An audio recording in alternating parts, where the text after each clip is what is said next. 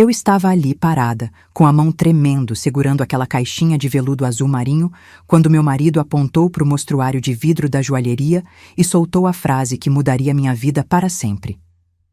Comprei a aliança dela com meu dinheiro. A voz dele ecoou pelo salão inteiro, aquele tom prepotente que ele usava quando queria se sentir grande. Eu senti o cheiro forte do perfume importado dele misturado com o ar-condicionado gelado da loja. E meu estômago revirou. A menina ao lado dele, aquela criatura de 20 e poucos anos com cabelo alisado demais e unhas postiças vermelhas, deu uma risadinha baixa e segurou o braço dele como quem marca território.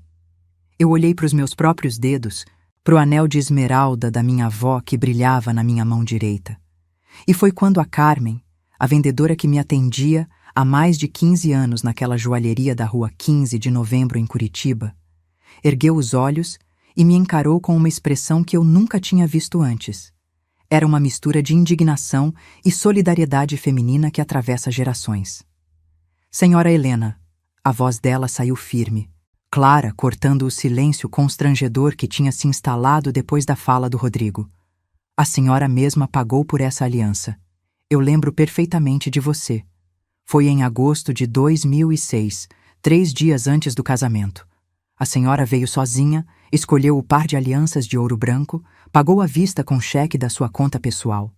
Eu guardei até hoje a nota fiscal com sua assinatura. O Rodrigo ficou branco.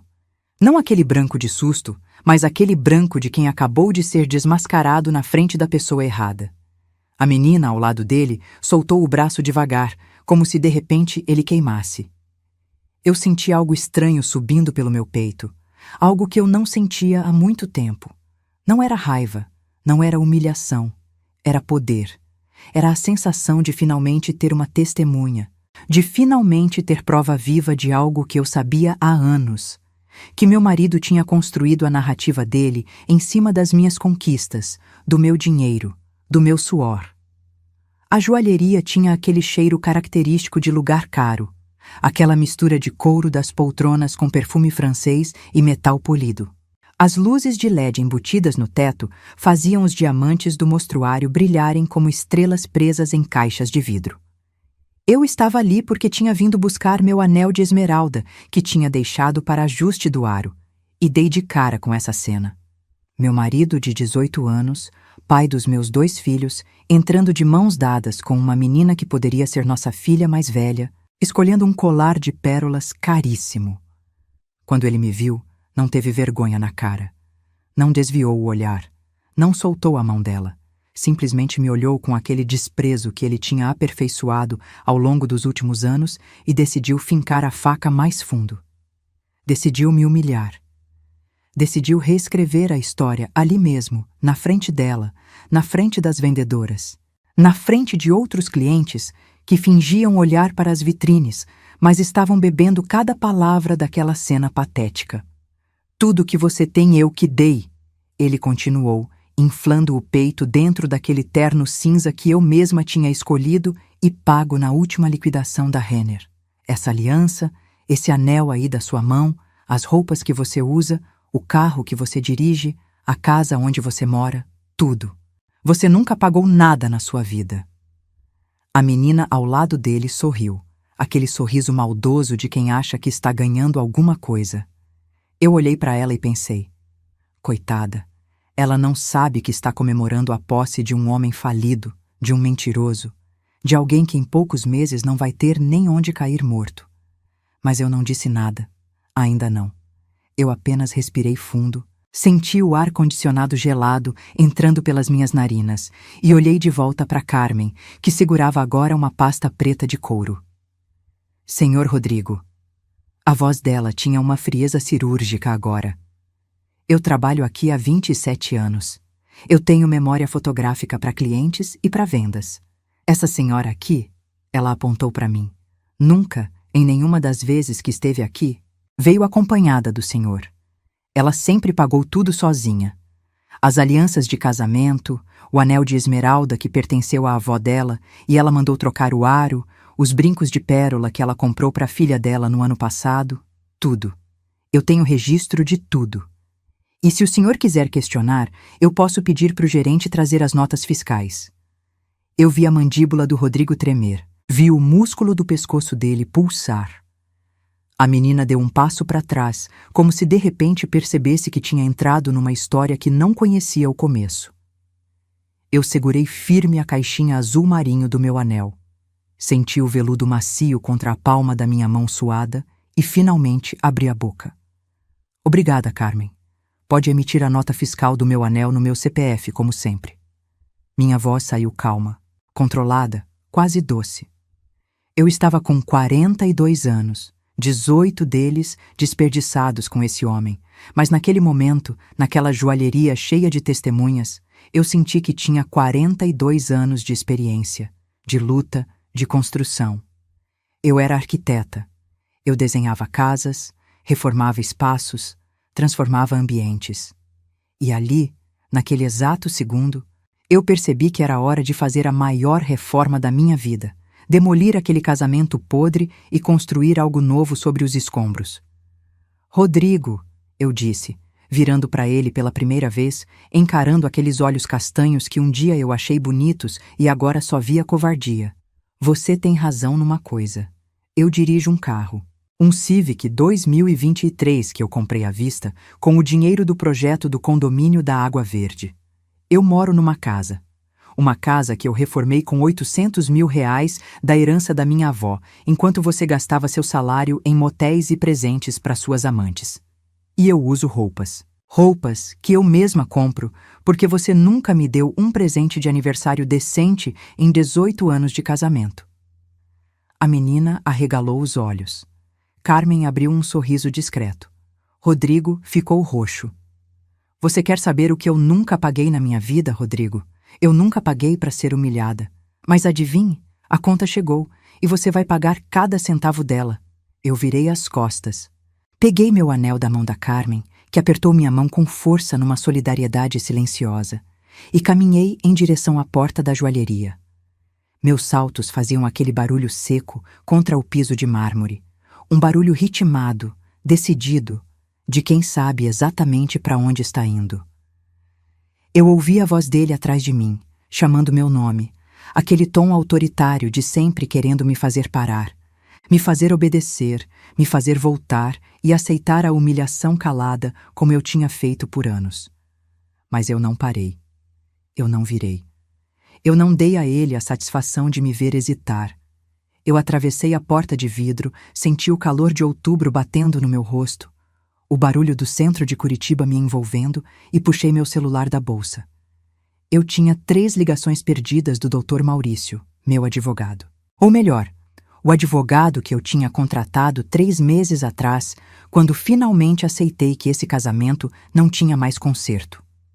O advogado que estava preparando o processo de divórcio mais detalhado da história, com cada nota fiscal, cada comprovante, cada centavo que eu tinha colocado naquela relação, enquanto o Rodrigo fingia ser o provedor. Eu disquei de volta. Dr. Maurício, pode protocolar. Hoje mesmo. E adicione uma testemunha. Carmen Ribeiro, vendedora da joalheria brilhante da Rua 15. Ela tem provas de tudo que eu disse. E doutor? Prepare-se, porque isso aqui vai ser uma guerra, e eu não vim para perder. Desliguei o telefone e respirei fundo. O ar de Curitiba tinha aquele cheiro de outono chegando, de folhas secas e de recomeço. Eu olhei para o anel de esmeralda na minha mão, a pedra verde escura que tinha pertencido à minha avó, aquela mulher forte que criou 4 filhos sozinha depois que meu avô morreu jovem. Ela sempre me dizia: Helena, homem que presta não precisa diminuir mulher para se sentir grande. Eu levei anos para entender essa frase. Levei 18 anos de casamento, 2 gestações, centenas de noites em claro, milhares de reais investidos, e uma cena humilhante numa joalheria para finalmente acordar. Mas eu acordei. E quando uma mulher de 42 anos, mãe de 2 filhos, arquiteta bem-sucedida, acorda depois de quase 2 décadas de sono, ela não volta a dormir. Ela age. Eu entrei no meu Civic prata, senti o cheiro do carro novo que eu mesma tinha escolhido, liguei o ar-condicionado no último volume e dirigi para casa. Nossa casa. Ou melhor, Minha casa, porque eu tinha documentos que provavam que 80% da reforma tinha saído do meu bolso.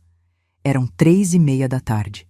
Laura estava na aula de inglês, Pedro no treino de futebol. Eu tinha umas 3 horas até eles chegarem.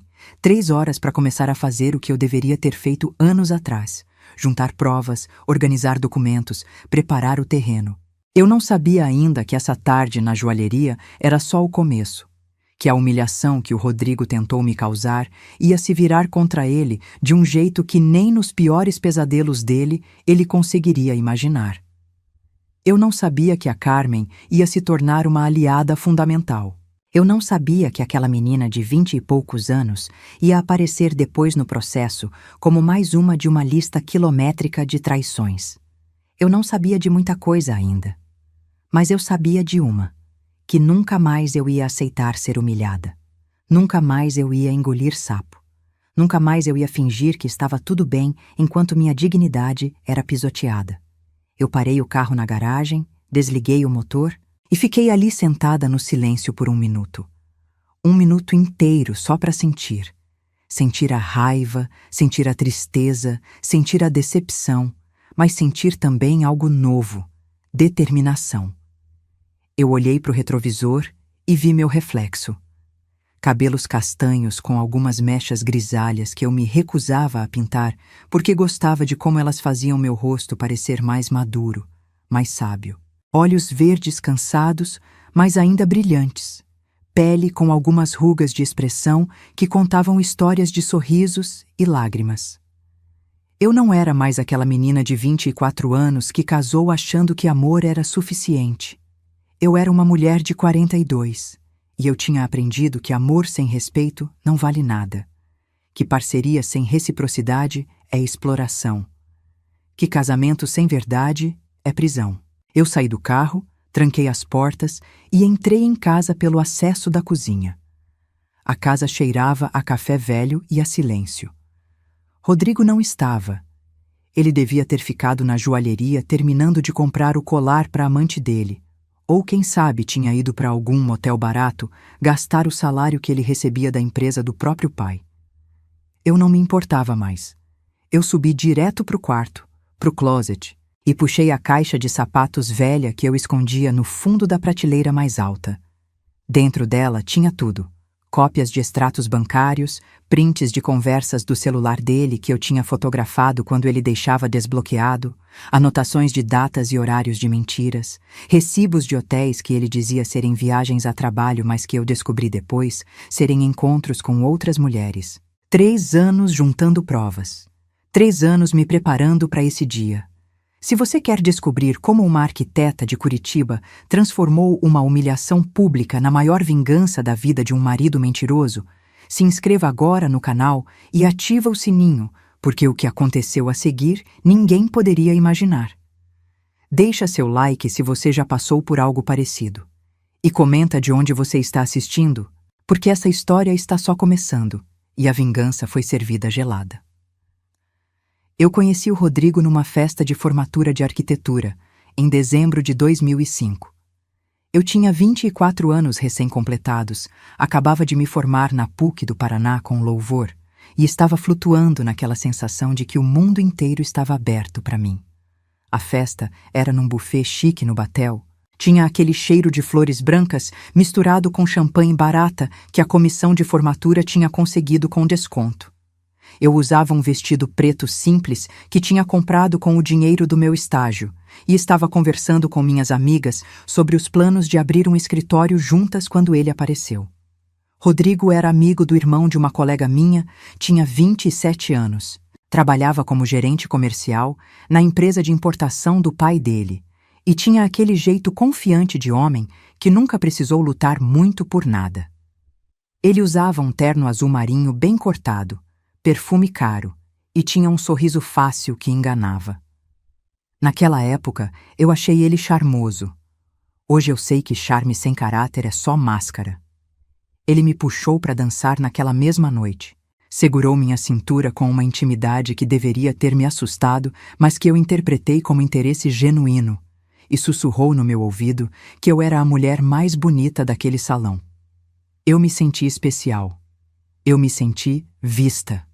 O que eu não sabia então é que Rodrigo tinha um talento. Ele sabia exatamente o que cada mulher precisava ouvir, e ele usava isso como ferramenta. Naquela noite, ele ouviu eu e minhas amigas falando sobre nossos sonhos profissionais, sobre como queríamos revolucionar a arquitetura em Curitiba, sobre os projetos que a gente imaginava fazer, e ele disse todas as palavras certas: que eu era talentosa, que eu ia longe, que ele admirava mulheres ambiciosas. Mentira. Tudo mentira.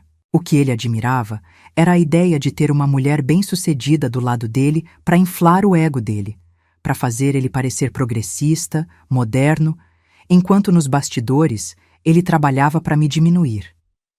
Nós começamos a namorar em janeiro de 2006. Ele me levava em restaurantes bonitos, sempre escolhidos por ele, sempre do jeito dele. No começo eu achava romântico. Achava que ele estava sendo cavalheiro ao tomar as decisões.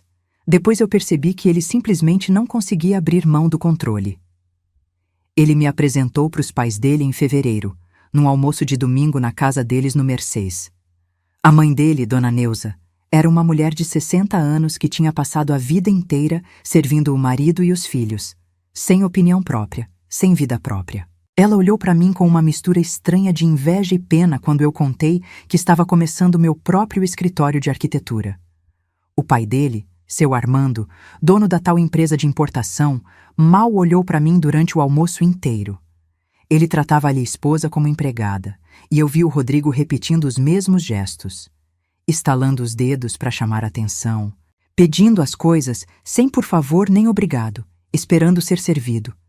Eu deveria ter saído correndo daquele almoço e nunca mais ter voltado. Mas eu fiz o que muitas mulheres fazem. Eu achei que ele seria diferente comigo, que eu poderia mudá-lo, que nosso amor seria especial. Nós casamos em agosto de 2006, 7 meses depois de nos conhecermos. Foi tudo rápido demais, eu sei disso agora. Mas na época eu estava apaixonada, estava cega e estava também sendo pressionada. A mãe dele ligava toda semana perguntando sobre data, sobre igreja, sobre festa. O pai dele ofereceu pagar a lua de mel se a gente casasse logo, porque ele queria ver o filho estabelecido. Rodrigo dizia que não via sentido em esperar, que quando a gente tem certeza não precisa de tempo. E eu, boba, acreditei. A cerimônia foi numa igreja do Água Verde, com 200 convidados que eu mal conhecia, a maioria amigos e clientes do pai dele. Minha família, mais simples, mais discreta, ficou meio perdida no meio daquela ostentação toda.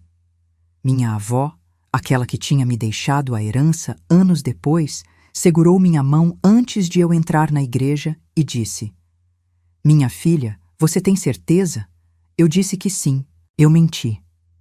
Não para ela, mas para mim mesma.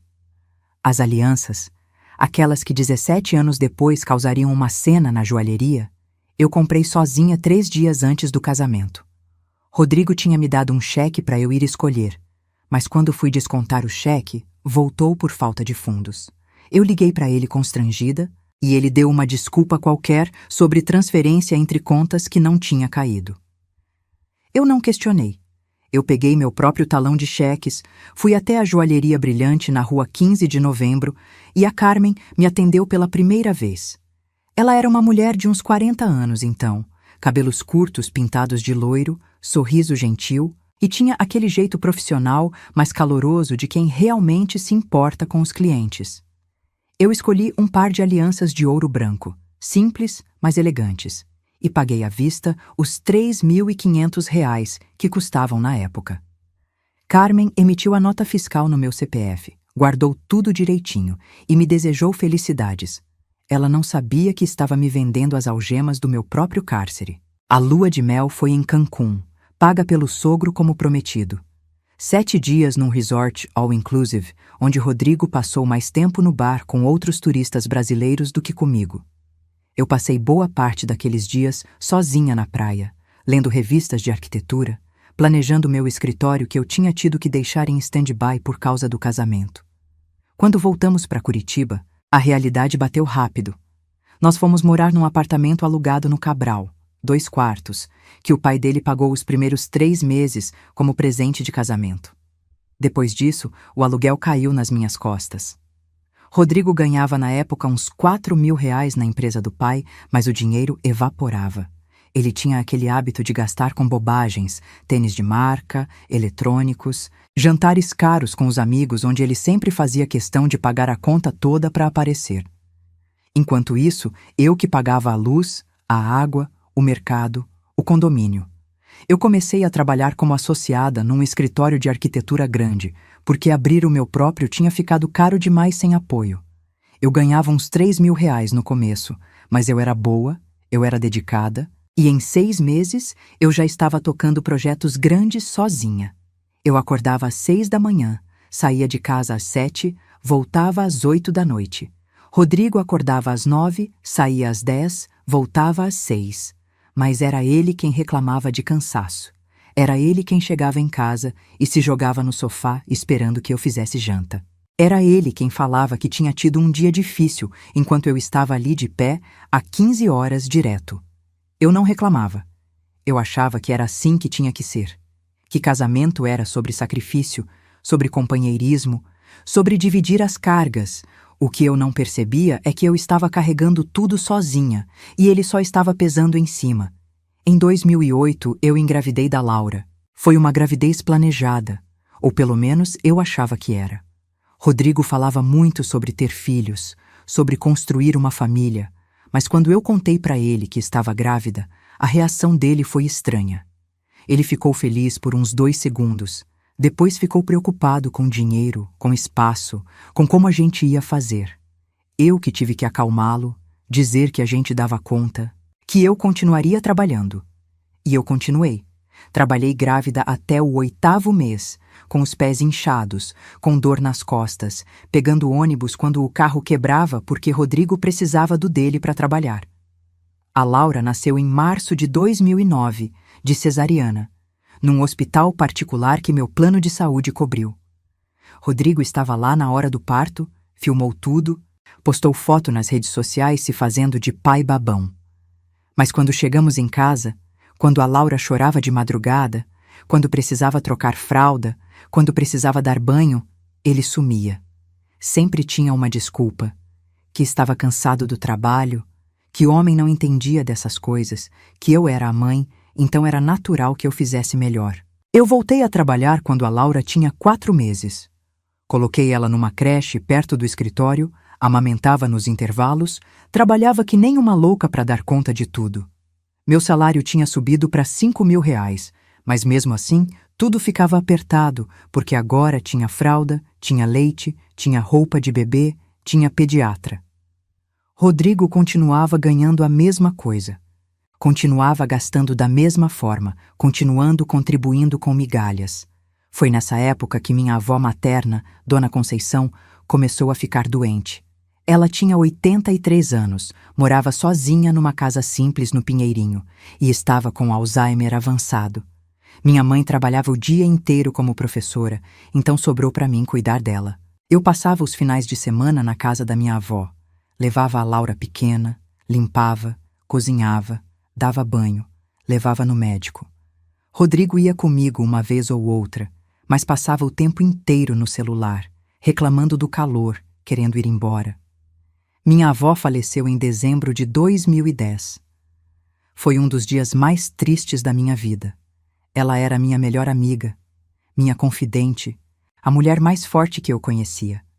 No velório, enquanto eu chorava abraçada com minha mãe, Rodrigo estava do lado de fora fumando com os primos dele. No enterro, ele ficou checando o celular durante o padre falando. Uma semana depois, quando veio a leitura do testamento, descobri que minha avó tinha deixado para mim a casa dela e uma poupança de R$ 200.000. Era toda a economia de vida dela, juntada centavo por centavo da pensão do meu avô, que tinha morrido nos anos 80. A primeira coisa que Rodrigo disse quando soube foi: "Que bom, agora a gente pode comprar um carro melhor." Eu senti uma coisa estranha naquele momento. Um incômodo, um desconforto, mas eu ignorei. Eu disse que aquele dinheiro era sagrado, que era herança da minha avó, que eu ia guardar bem guardado. Ele ficou emburrado por semanas.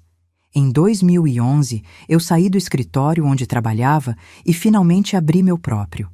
Usei 50 mil reais da herança da minha avó para alugar uma sala comercial pequena no centro, comprar computadores, contratar uma estagiária.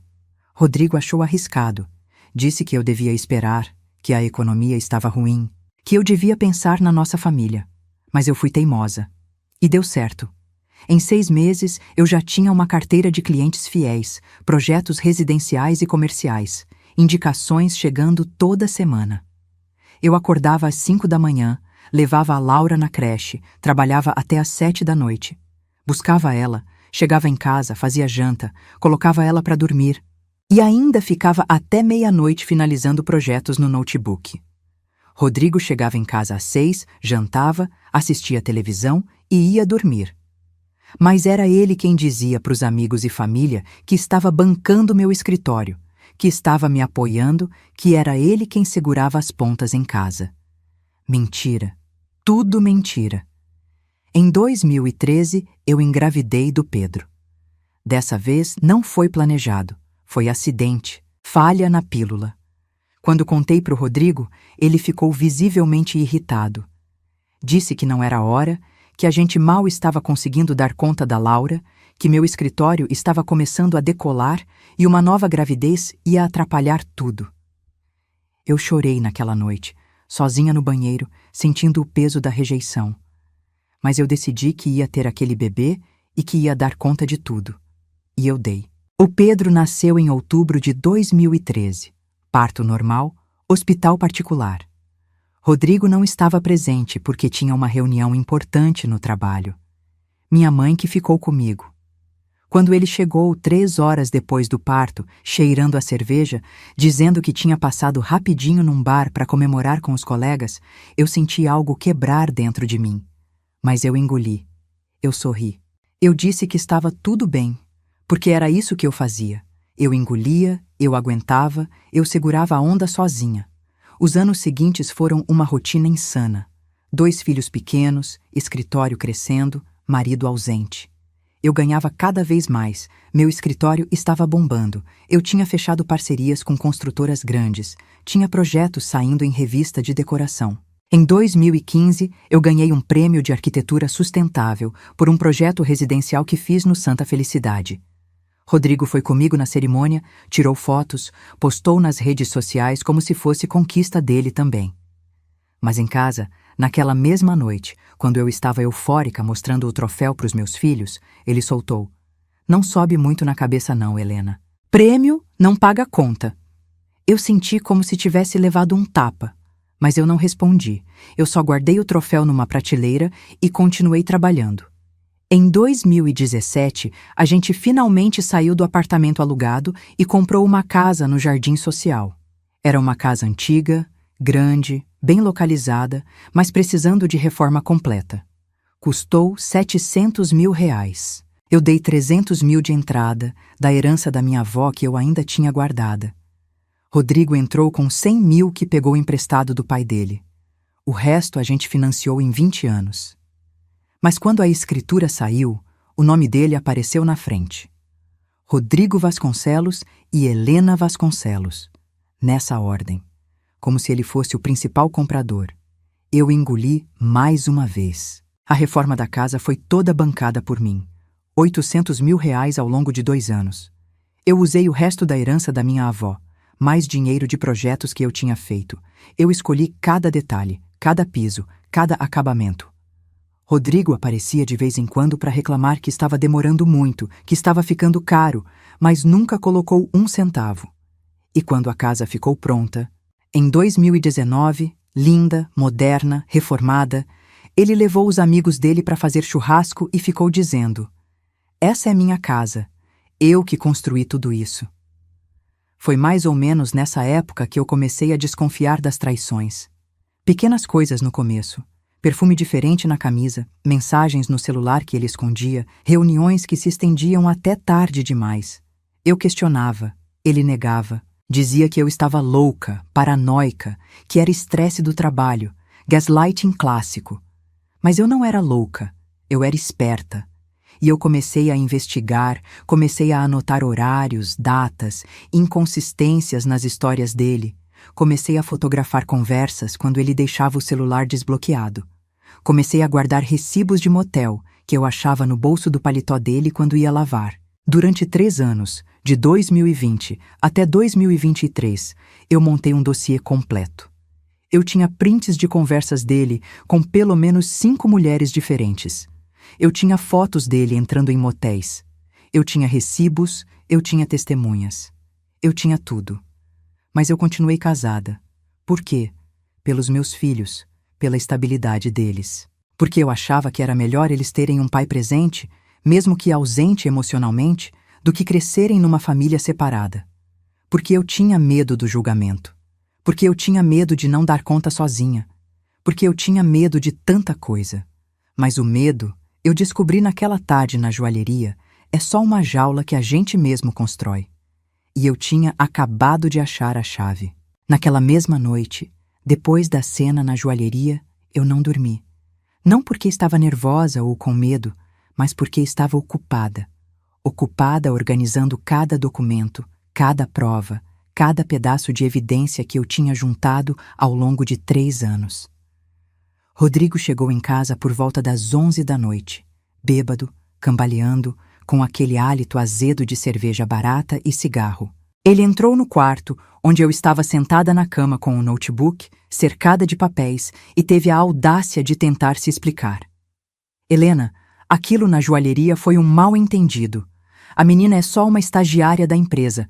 Eu estava ajudando ela a escolher um presente para a mãe dela. Eu nem levantei os olhos da tela do computador. Continuei digitando, organizando as pastas com os nomes das amantes dele, cada uma com sua própria subpasta cheia de provas. Rodrigo, eu disse com uma calma que até me assustou, você pode dormir no quarto de hóspedes hoje. Amanhã a gente conversa. Ele ficou parado ali, oscilando levemente, tentando processar se eu estava realmente mandando ele sair do próprio quarto. Você tá de brincadeira, né? Essa é minha casa, minha cama. Eu finalmente olhei para ele. É mesmo? Então amanhã você me mostra os comprovantes de pagamento da reforma. Boa noite. Ele saiu bufando, xingando baixo, batendo a porta. Eu ouvi ele tropeçar no corredor, abrir a porta do quarto de hóspedes, se jogar na cama. 15 minutos depois, ele estava roncando. Enquanto isso, eu estava ligando para o Dr. Maurício Leite, meu advogado, mesmo sendo quase meia-noite. Maurício era filho de uma cliente minha, uma senhora de 80 anos para quem eu tinha reformado a casa 3 anos atrás. Ele era especialista em direito de família, tinha uns 50 e poucos anos, cabelo grisalho, óculos de aro fino e uma reputação impecável nos tribunais de Curitiba. Quando eu tinha procurado ele 3 meses atrás para consultar sobre divórcio, ele tinha sido direto. Dona Helena, a senhora tem um caso fortíssimo, mas a senhora precisa ter coragem de ir até o fim, porque homem assim não larga o osso fácil. Eu tinha prometido que teria.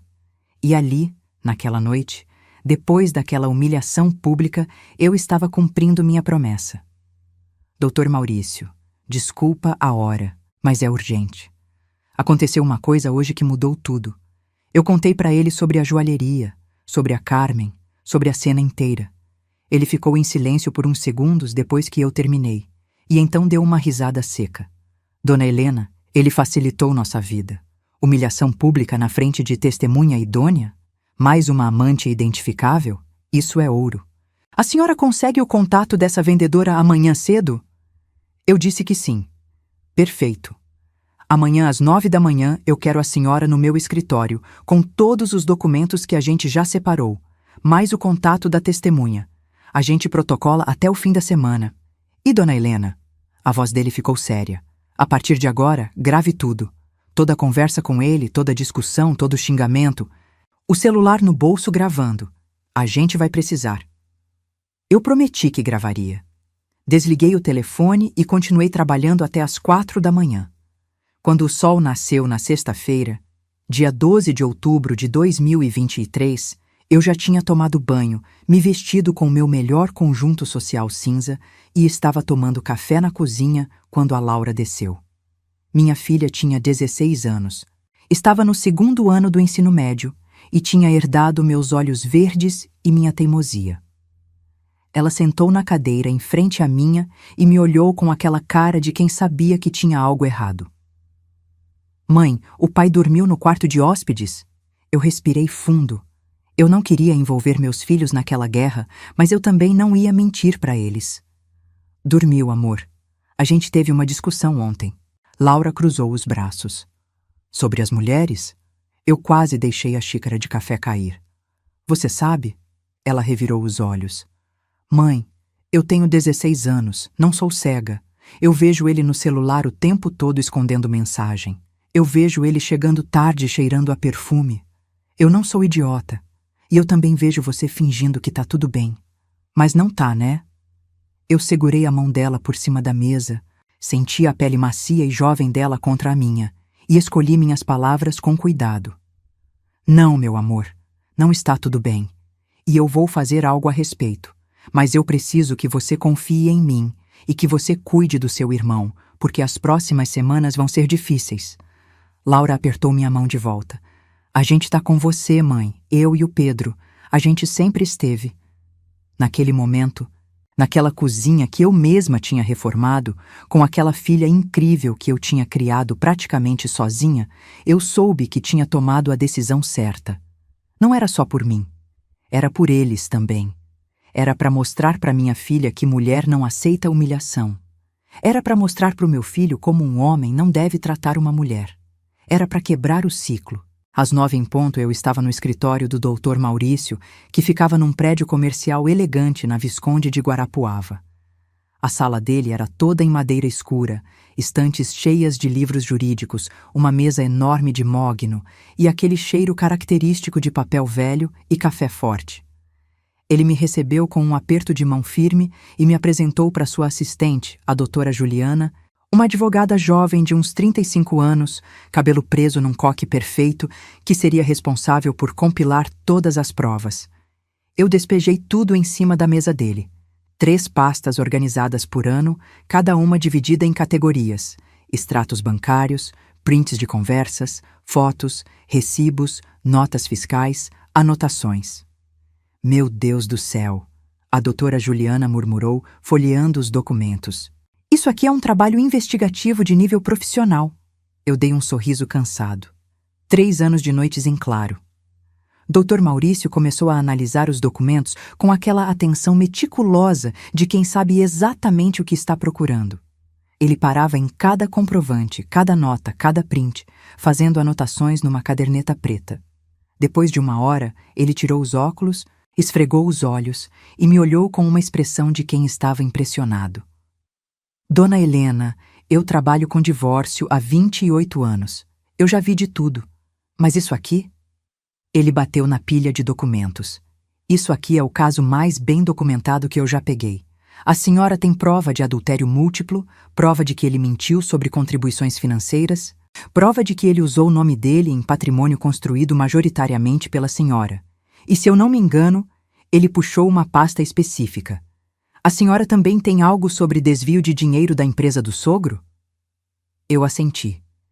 Aquela era minha arma secreta, minha bomba nuclear. Eu tinha descoberto por acidente 6 meses atrás, quando fui buscar o Rodrigo na empresa do pai dele um dia porque o carro dele tinha quebrado. Seu Armando, meu sogro, estava fechando o balanço do trimestre, reclamando alto no escritório dele sobre uma discrepância nos números. Eu estava esperando no corredor e ouvi ele dizendo para o contador: tem 320 mil reais que sumiram dos fornecedores. Alguém está desviando dinheiro dessa empresa e eu vou descobrir quem é. Naquele momento, eu não relacionei com o Rodrigo. Mas 1 semana depois, mexendo nas gavetas dele procurando o manual do micro-ondas, eu achei extratos de uma conta corrente que eu não conhecia. Uma conta só no nome dele, num banco diferente do nosso, com depósitos regulares vindos da empresa. 320 mil reais ao longo de 2 anos. Ele estava roubando do próprio pai. Eu fotografei tudo, guardei as coordenadas da conta e guardei essa informação como último recurso, porque eu sabia que se o Rodrigo descobrisse que eu sabia disso, ele seria capaz de qualquer coisa. Dr. Maurício olhou para mim com uma expressão séria. A senhora tem noção da gravidade disso. Isso não é mais só divórcio. Isso é crime. Apropriação indébita. Se a senhora levar isso adiante, o seu marido pode ir preso. Eu olhei direto nos olhos dele. E a decisão é minha, certo? Se eu quiser usar essa informação, eu posso. Se eu quiser guardar como barganha, eu posso. Ele assentiu devagar. Exatamente. Mas eu preciso que a senhora entenda. Homem que rouba do próprio pai é capaz de muita coisa quando se sente encurralado. A senhora precisa ter muito cuidado. Nós passamos o resto da manhã montando a estratégia. O pedido de divórcio seria litigioso, com partilha de bens e guarda compartilhada dos filhos. Eu pediria a dissolução do casamento com culpa exclusiva dele por adultério comprovado. Pediria indenização por danos morais pela humilhação pública. Pediria reconhecimento judicial de que 80% do patrimônio imobiliário tinha sido construído com meu dinheiro. Portanto, eu deveria ficar com a maior parte. Pediria que ele saísse imediatamente da casa e guardaria a informação sobre o desvio de dinheiro como carta na manga, caso ele tentasse me prejudicar no processo. Vai ser guerra, Dr. Maurício avisou. Ele vai contratar advogado, vai tentar pintar a senhora como louca, como paranoica, vai tentar desacreditar as provas. A senhora está preparada? Eu estava, mais do que nunca. Eu saí do escritório do advogado quase meio-dia e fui direto para a joalheria. Carmen estava atendendo uma cliente quando cheguei, mas quando ela me viu, pediu licença e veio até mim. Dona Helena, eu não consegui parar de pensar na cena de ontem. Aquilo foi humilhante. Eu fiquei com tanto ódio daquele homem. Eu segurei as mãos dela. Carmen, eu preciso da sua ajuda. Eu vou me divorciar dele.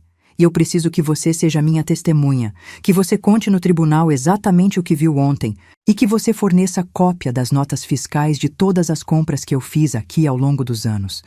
Você faria isso por mim? Os olhos dela encheram de lágrimas. Dona Helena, eu faço, e com prazer. Eu trabalho aqui há 27 anos. Eu vi muita coisa, mas ontem eu vi um nível de desrespeito que me revoltou. Pode contar comigo. Ela me abraçou ali mesmo, no meio da joalheria. E eu senti que tinha ganhado mais do que uma testemunha. Eu tinha ganhado uma aliada.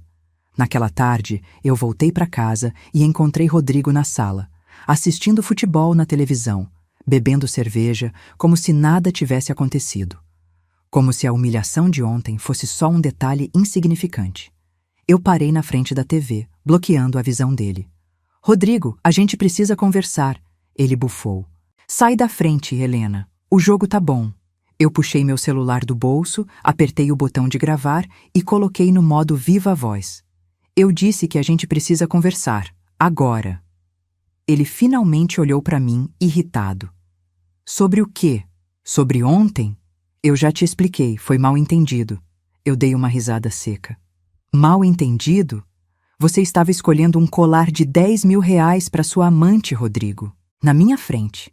E teve a audácia de dizer que pagou minha aliança de casamento quando quem pagou fui eu. Isso não é mal entendido. Isso é humilhação proposital. Ele levantou do sofá, vermelho de raiva. Humilhação? Você quer falar de humilhação? Então vamos falar de como você me humilha todo dia, sendo essa workaholic, essa obcecada por trabalho que não tem tempo para marido, que não tem tempo para nada. Você acha que eu sou obrigado a ficar aqui em casa esperando você se dignar a me dar atenção?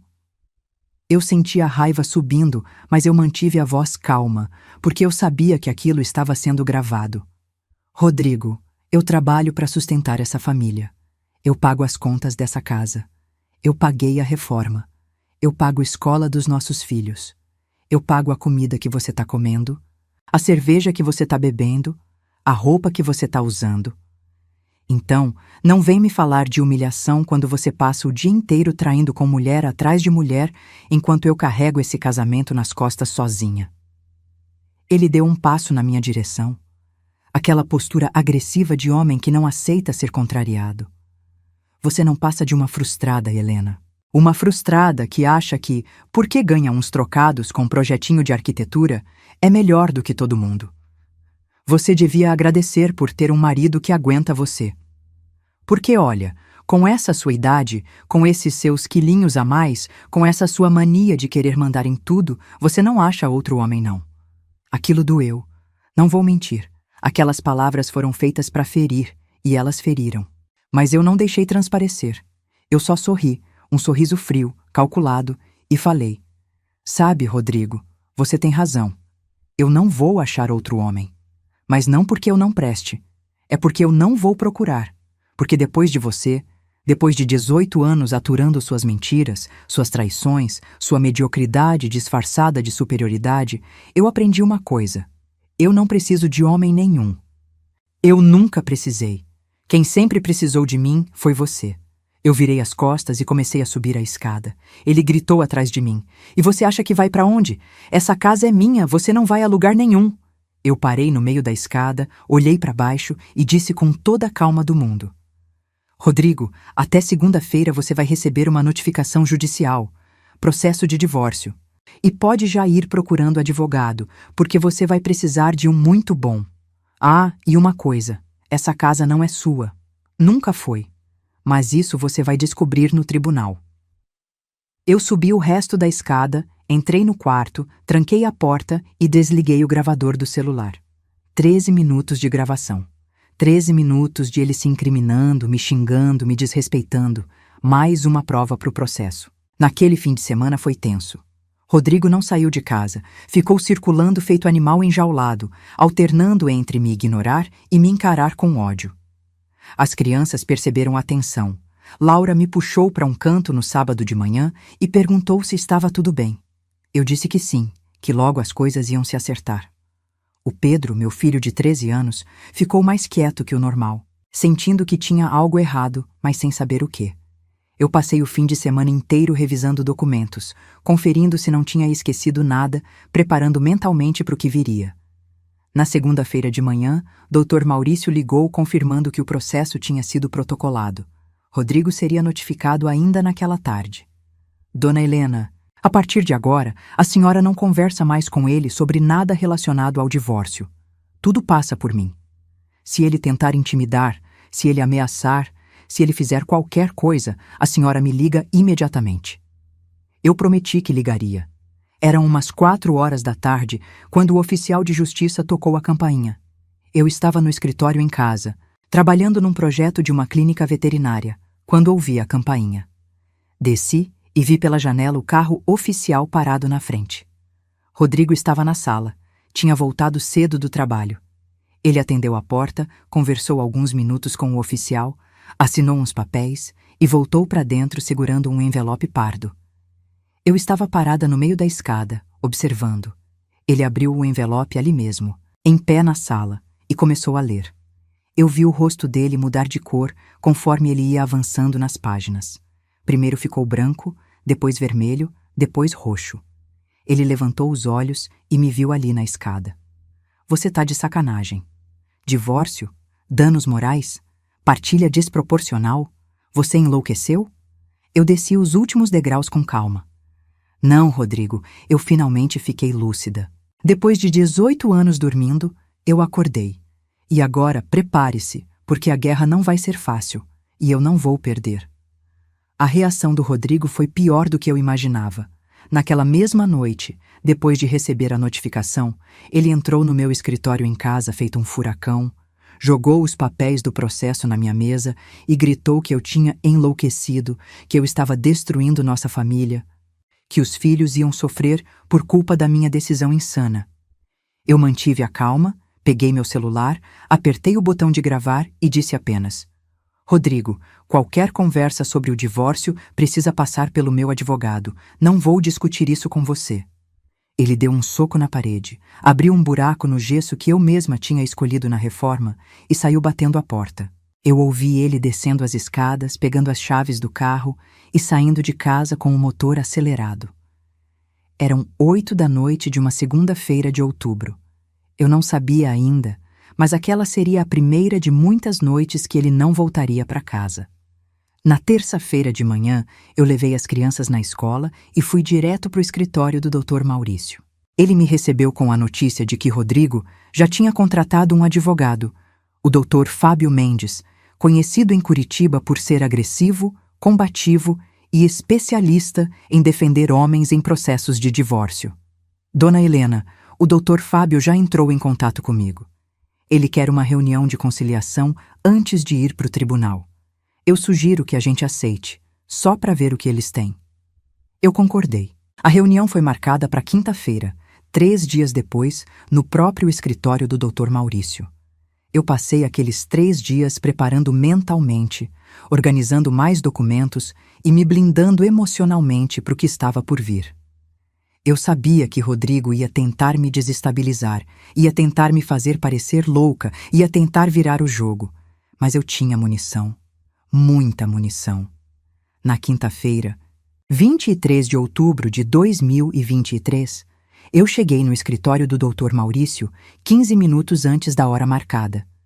Eu estava usando um terno azul marinho, cabelo preso num coque baixo, maquiagem discreta, a imagem perfeita de uma profissional competente e equilibrada. Rodrigo chegou 5 minutos atrasado, de propósito, acompanhado do Dr. Fábio Mendes, um homem de uns 60 anos, baixo, barrigudo, de bigode grisalho e postura arrogante. Eles sentaram do outro lado da mesa de reuniões e eu percebi imediatamente a estratégia. Rodrigo estava fazendo o papel de vítima. Ele tinha olheiras fundas, estava mais magro, com a barba por fazer, como se estivesse sofrendo horrores com aquela separação. Teatro. Puro teatro, doutor. Fábio começou com aquele tom paternalista que advogados velhos adoram usar com mulheres. Dona Helena, eu entendo que a senhora esteja passando por um momento difícil, talvez até um desgaste emocional. Mas será que não dá para a gente resolver isso de uma forma mais amigável? Um divórcio litigioso é desgastante para todo mundo, principalmente para os filhos. O Rodrigo me disse que ainda ama muito a senhora, que está disposto a fazer terapia de casal, que quer reconstruir o casamento. Eu olhei direto nos olhos do Rodrigo e vi a falsidade, vi a manipulação, vi o desespero de um homem que percebeu que ia perder tudo. Doutor Fábio, eu respondi com voz firme. Não existe reconstrução possível quando o alicerce foi minado durante anos. Meu marido me traiu com pelo menos 5 mulheres diferentes, que eu tenha prova. Ele me humilhou publicamente. Ele mentiu sobre contribuições financeiras. Ele construiu uma narrativa falsa, onde ele é o provedor quando, na verdade, quem sempre sustentou essa família fui eu. Não tem terapia de casal que resolva desonestidade. Dr. Fábio mudou de tática. A senhora tem que entender que provar adultério no tribunal é complicado. Prints de conversa podem ser contestados, fotos podem ser explicadas. E sobre a questão financeira, bem, vocês são casados em comunhão parcial de bens, então, tecnicamente, tudo que foi adquirido durante o casamento pertence aos dois igualmente, independente de quem pagou mais. Foi a vez do Dr. Maurício entrar. Ele abriu uma pasta enorme em cima da mesa e começou a tirar documentos organizados por clipes coloridos. Dr. Fábio, com todo respeito, eu acho que o senhor não entendeu bem a situação. A dona Helena não tem suspeita de adultério. Ela tem prova. 5 amantes diferentes, com nomes completos, prints de conversas que incluem marcação de encontros em motéis específicos, fotos dele entrando nesses locais, recibos de pagamento. Tudo datado, tudo organizado, tudo irrefutável. Quanto à questão patrimonial, nós temos todas as notas fiscais da reforma da casa, todas pagas pela minha cliente. Temos comprovantes de que a entrada da casa saiu majoritariamente da herança dela. Temos até, ele fez uma pausa dramática, testemunha idônea de que até as alianças de casamento foram pagas por ela, contrariando a narrativa que o seu cliente construiu. Eu vi Rodrigo engolir seco. Vi o Dr. Fábio folhear os documentos com uma expressão que ia ficando cada vez mais preocupada. Mas o Dr. Maurício não tinha terminado. E tem mais uma coisa que eu acho que o senhor e seu cliente precisam saber. Ele puxou outra pasta, essa vermelha, e deslizou pela mesa até parar na frente do Rodrigo. 320 mil reais desviados da empresa Vasconcelos Importações ao longo de 2 anos. Depósitos regulares numa conta paralela, apropriação indébita, crime previsto no artigo 168 do Código Penal, com pena de reclusão de 1 a 4 anos. A vítima? O próprio pai do seu cliente. O silêncio que se instalou na sala foi ensurdecedor. Rodrigo ficou branco feito papel. Dr. Fábio fechou a pasta vermelha rapidamente, como se ela queimasse. Dr. Maurício, isso é uma acusação grave. Não dá para fazer levianamente. Não é acusação, Dr. Fábio. Dr. Maurício cortou. É fato comprovado. Nós temos os extratos, temos as datas dos depósitos, temos tudo. E olha, eu vou ser muito claro aqui. A minha cliente não quer destruir ninguém. Ela só quer o que é justo. Ela quer um divórcio digno. Ela quer o reconhecimento do patrimônio que construiu. Ela quer a guarda compartilhada dos filhos e ela quer que seu cliente saia da casa até a sentença final. Em troca, ela não vai levar essa informação sobre o desvio de dinheiro para o seu Armando, ainda. Mas se o seu cliente tentar nos sujar, tentar pintar minha cliente como instável, tentar brigar pela casa ou tentar dificultar a vida dos filhos dela, eu pessoalmente vou entregar essa pasta vermelha para o sogro dele. E aí não vai ter advogado no mundo que salve ele de uma acusação criminal. Rodrigo explodiu. Você me ameaçando? Você é louca, Helena. Você tá querendo me destruir? E Meli se levantou da cadeira com tanta força que ela quase tombou.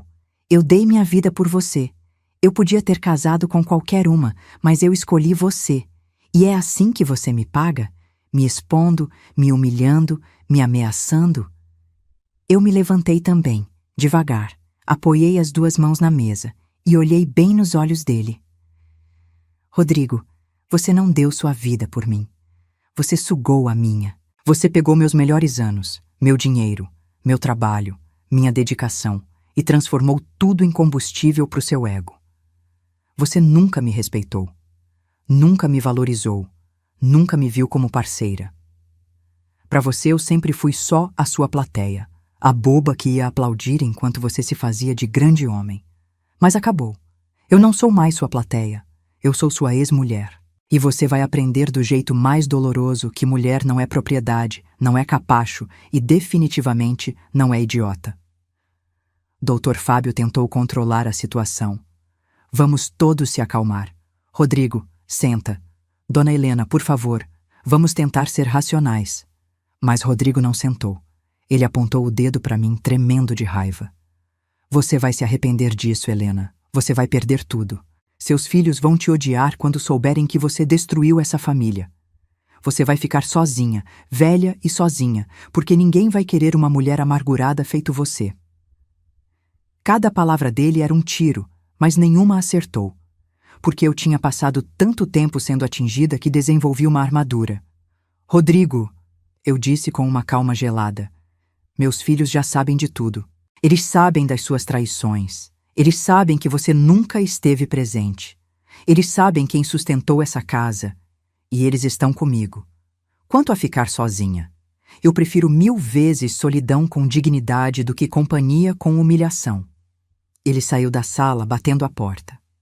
Dr. Fábio ficou mais alguns minutos, tentando negociar termos, mas estava claro que ele tinha percebido que o caso do Rodrigo era perdido. Ele pediu uns dias para conversar com o cliente e saiu também. Quando a porta fechou, eu desabei na cadeira. As pernas tremendo, o coração disparado, as mãos suando. Dr. Maurício colocou um copo de água na minha frente. A senhora foi incrível. A senhora não vacilou nem um segundo. Eu bebi a água inteira. Senti o líquido gelado descendo pela garganta e finalmente deixei as lágrimas caírem. Não lágrimas de tristeza, lágrimas de alívio, de libertação, de finalmente ter botado para fora 18 anos de engolir sapo. Naquela noite, Rodrigo não voltou para casa, nem na sexta, nem no sábado, nem no domingo. Ele simplesmente sumiu. As crianças perguntaram por ele. Eu disse que ele estava resolvendo umas coisas, que logo tudo ia se acertar. Mas na segunda-feira seguinte, dia 28 de outubro, meu telefone tocou às 6 da manhã. Era o seu Armando, meu sogro. A voz dele estava trêmula, emocionada. Helena, minha filha, eu preciso falar com você. Pode vir até minha casa? Eu disse que podia. Deixei as crianças com minha mãe e dirigi até a casa dele no Mercês. Quando cheguei, Dona Neuza me recebeu na porta com os olhos vermelhos de choro. Meu coração apertou. Aconteceu alguma coisa com o Rodrigo? Ela balançou a cabeça. Não, minha filha.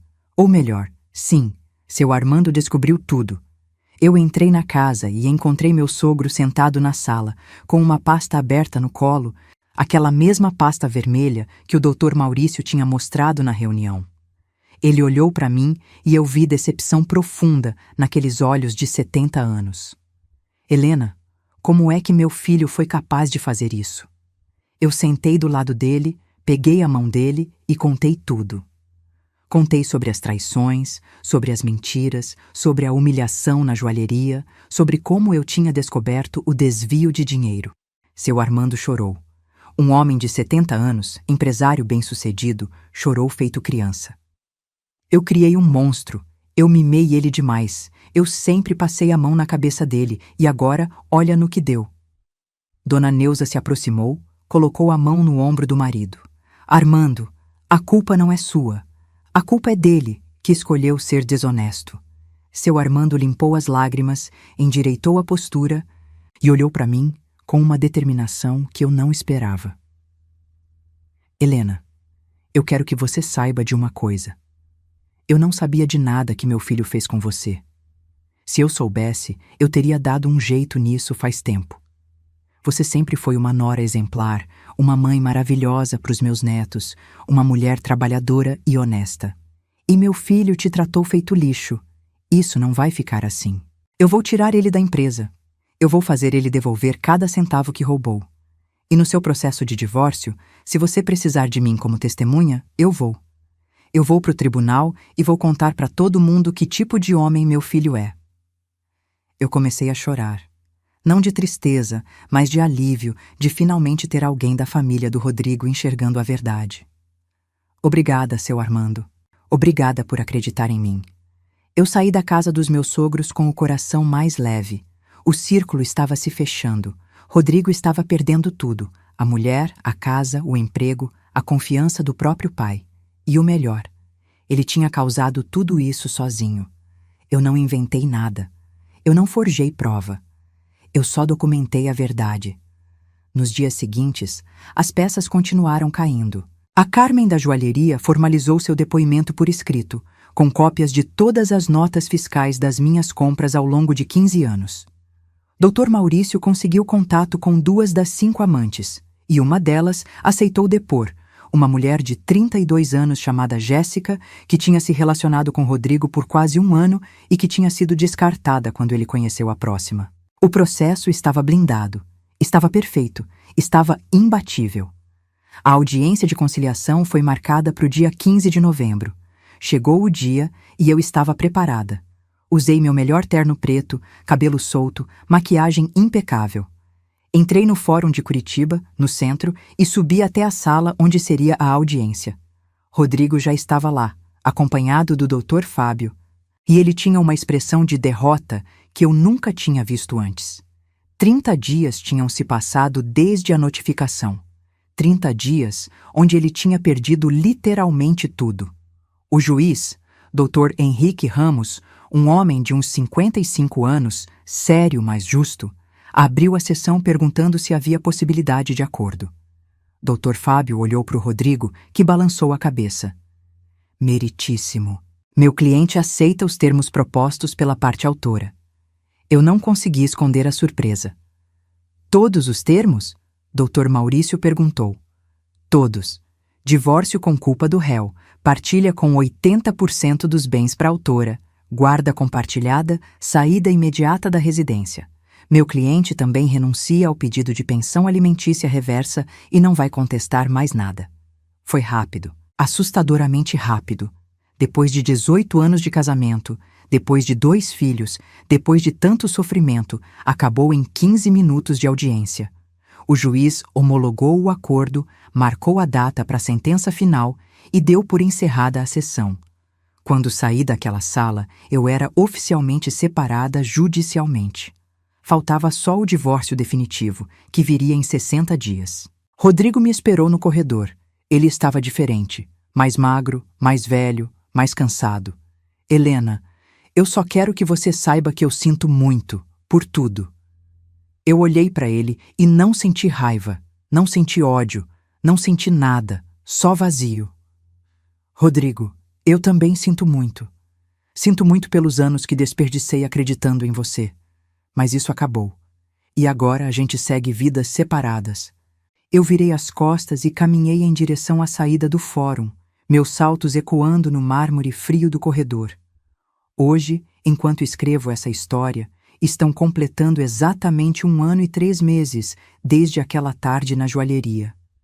É janeiro de 2025, faz um calor absurdo em Curitiba, e eu estou sentada na varanda da minha casa, aquela mesma casa que eu reformei com o suor do meu trabalho, tomando um café e olhando para o jardim que eu mesma redesenhei depois que o Rodrigo saiu.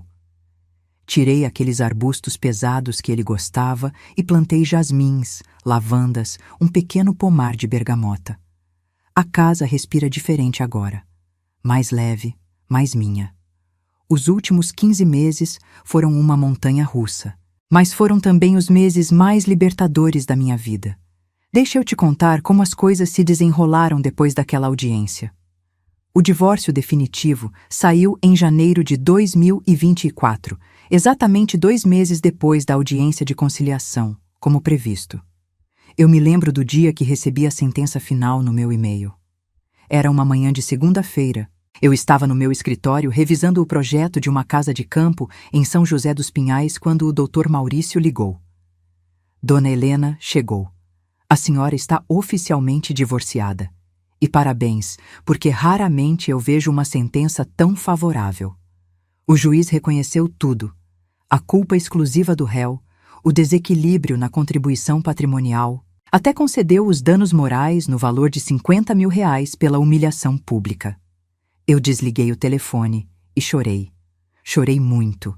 Chorei pelos 18 anos perdidos, mas chorei também de alívio, de liberdade, de recomeço. Quando as lágrimas secaram, eu olhei para o espelho do meu escritório e pela primeira vez em muito tempo eu gostei da mulher que vi refletida. Uma mulher de 43 anos, forte, independente, livre. A partilha de bens foi executada em março de 2024. Eu fiquei com a casa, com 80% dos investimentos que tínhamos em conjunto, com meu carro, com minhas joias e com a tranquilidade de saber que cada centavo daquilo tinha sido conquistado por mim. Rodrigo ficou com o carro dele, com os 20% restantes, e com a obrigação de devolver os R$320 mil que tinha desviado da empresa do pai. Assim, sobre isso, seu Armando não relevou. Ele entrou com um processo criminal contra o próprio filho, e em junho de 2024, Rodrigo foi condenado a 2 anos de reclusão em regime aberto, mais a devolução integral do valor desviado. Ele não foi preso porque o advogado dele conseguiu converter a pena em prestação de serviços comunitários, mas a ficha criminal ficou. E a dívida também.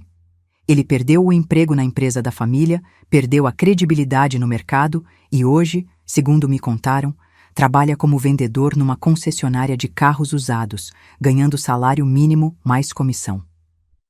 A menina da joalheria, aquela de 20 e poucos anos de unhas vermelhas, sumiu da vida dele 2 semanas depois da notificação do divórcio.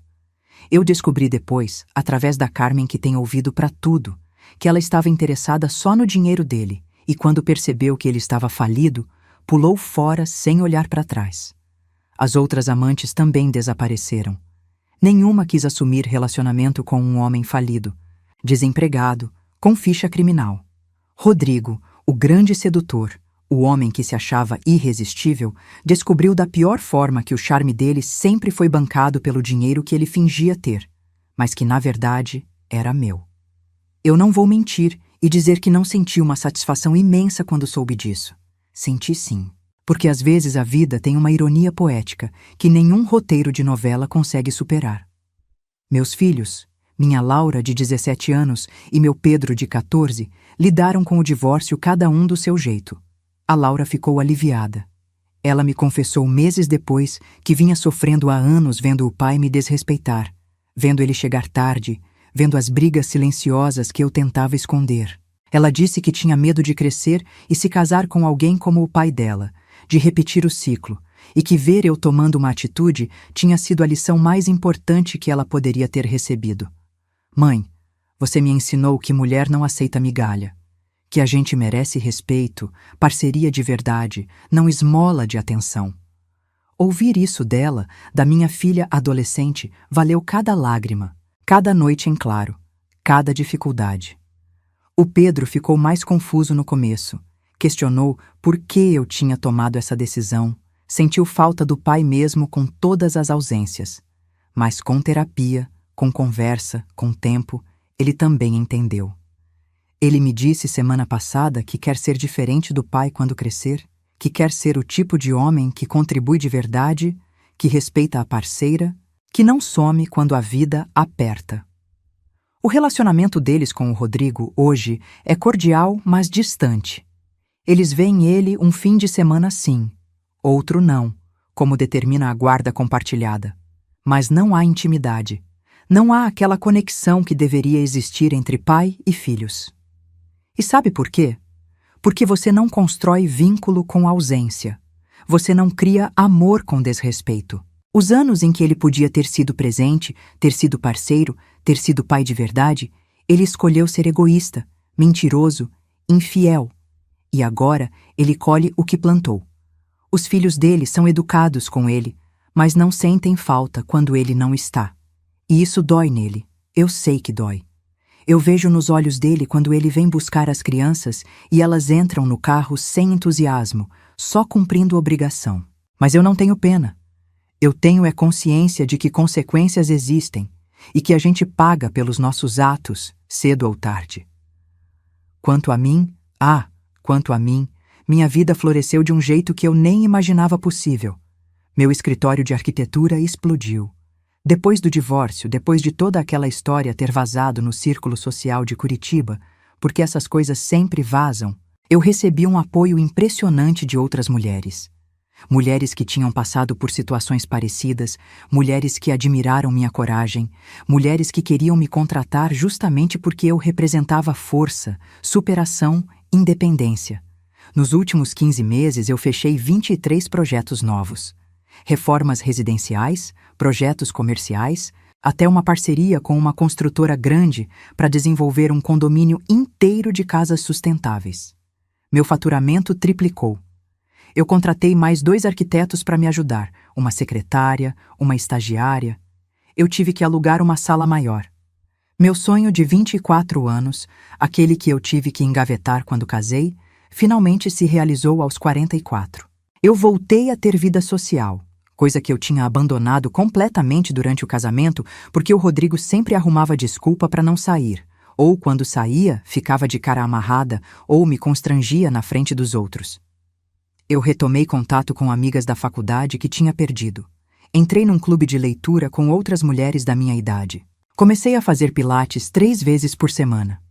Viajei sozinha pela primeira vez na vida, passei uma semana em Florianópolis no meio do ano passado, fiquei num hotel de frente para o mar, li 4 livros, comi o que quis, acordei na hora que quis, fiz tudo no meu tempo, no meu ritmo. E sabe o que eu descobri? Que solidão e liberdade são 2 coisas completamente diferentes. Eu passei 18 anos me sentindo sozinha dentro de um casamento. Agora eu estava de fato só, e nunca me senti tão acompanhada, porque finalmente eu tinha a melhor companhia possível. Eu mesma. Ah, e tem a Carmen. A Carmen da joalheria virou uma amiga de verdade. A gente se fala pelo WhatsApp quase todo dia. Eu passo na joalheria pelo menos uma vez por mês. A gente já tomou café juntas várias vezes. Ela tem 55 anos agora. É divorciada há 10, cria os 2 filhos sozinha. E a gente se identificou tanto, compartilhou tantas histórias parecidas, que criou uma irmandade instantânea. Ela me disse uma vez: Helena, quando eu te vi naquela joalheria sendo humilhada daquele jeito, e eu lembrei que tinha sido você quem pagou tudo, eu senti uma raiva que me deu coragem de falar, porque eu já passei por isso. Eu já fui a mulher invisível que sustentava tudo, enquanto o marido levava o crédito. E eu não ia deixar você passar por aquilo calada. Carmen não sabe, mas ela foi um dos anjos da minha história. Ela foi a testemunha que eu precisava. a voz que ecoou minha verdade quando eu mais precisei. Sobre relacionamentos, sobre homens, eu recebo essa pergunta o tempo todo. Helena, você não quer conhecer alguém novo? E a minha resposta é sempre a mesma. Não sei, talvez um dia, mas agora não. Agora eu estou me conhecendo de novo. Estou me redescobrindo.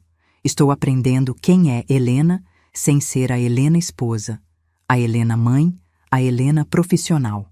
Só Helena, a mulher. E isso demora. Isso exige tempo, exige silêncio, exige olhar para dentro. Eu não quero pular de um relacionamento para outro só para não me sentir sozinha.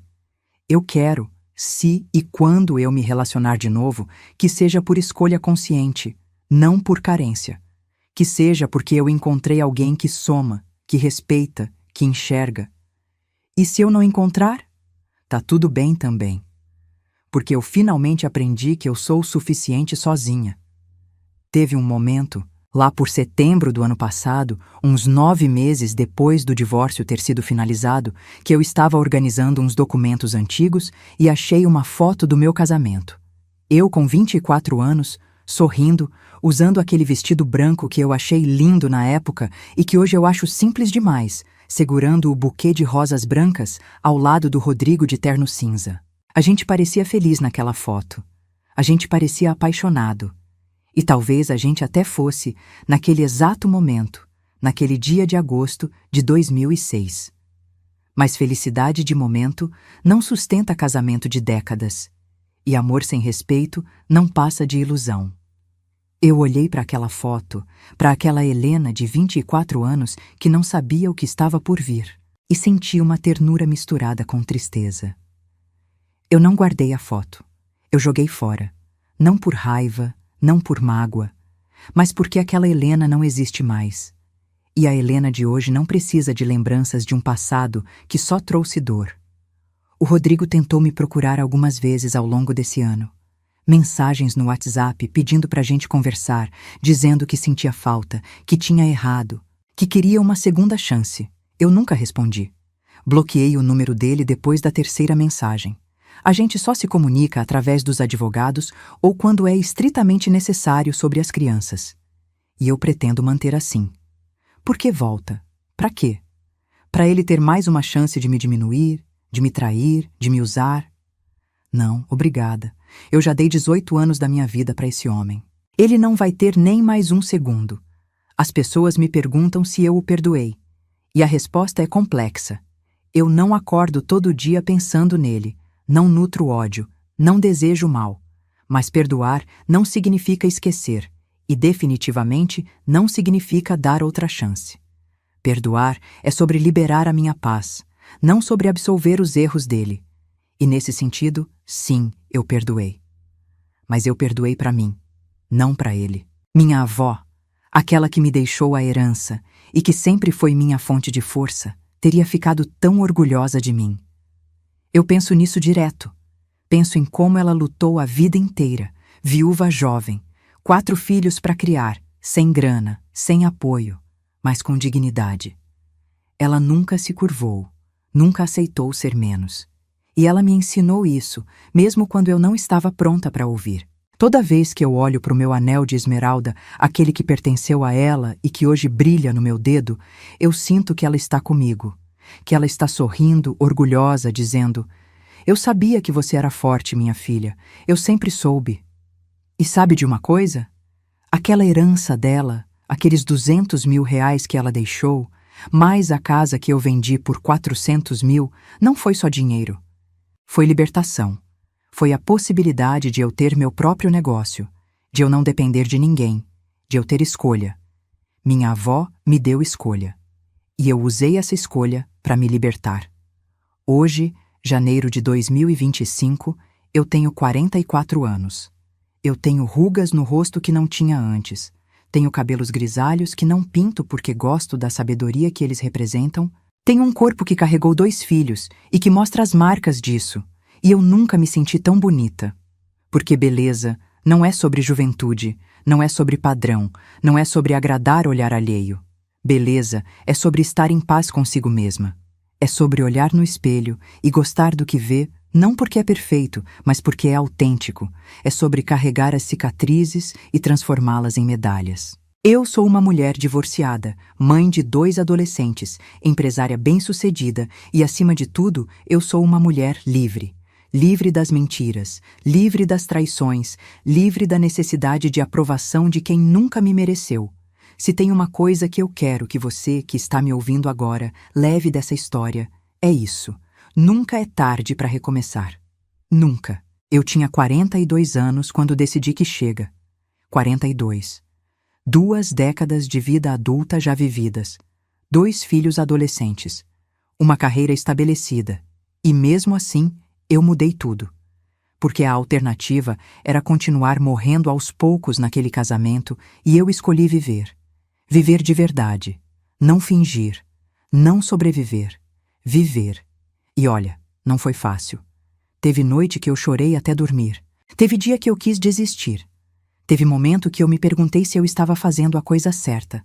Mas toda vez que eu duvidava, eu olhava para os meus filhos, eu olhava para o meu trabalho, eu olhava para o espelho e eu sabia que sim, que eu estava fazendo o certo, que eu estava escolhendo dignidade, e dignidade não se negocia. Então, se você está aí nesse momento lendo ou ouvindo essa história, e você está num relacionamento onde você se sente pequena, onde você se sente invisível, onde você carrega tudo sozinha enquanto outra pessoa leva o crédito, eu quero te dizer: você não está sozinha. Tem milhões de mulheres passando por isso. E tem saída. Sempre tem saída. Pode parecer impossível. Pode parecer que você não vai conseguir sozinha. Pode parecer que é melhor aguentar do que enfrentar. Mas eu te garanto, do fundo da minha experiência, que do outro lado dessa decisão difícil, tem uma vida melhor te esperando. Uma vida onde você respira sem peso no peito. Uma vida onde você não precisa se diminuir para caber no ego de ninguém. Uma vida sua. Se essa história tocou seu coração, se você se identificou em algum momento dessa jornada, deixe seu comentário aqui embaixo, contando de onde você está assistindo e o que mais tocou você. Compartilhe esse vídeo com aquela amiga, prima, vizinha que precisa ouvir essa mensagem. Que dignidade não se negocia, que amor próprio vem primeiro e que nunca é tarde para recomeçar. Deixa seu like, se inscreve no canal e ativa o sininho para não perder as próximas histórias. Porque aqui a gente não conta histórias vazias. A gente conta histórias que transformam, que curam, que lembram você de quem você realmente é. Uma mulher forte, capaz e merecedora de todo o amor do mundo. Um abraço apertado no seu coração. E lembre-se, você é mais forte do que imagina. Até a próxima.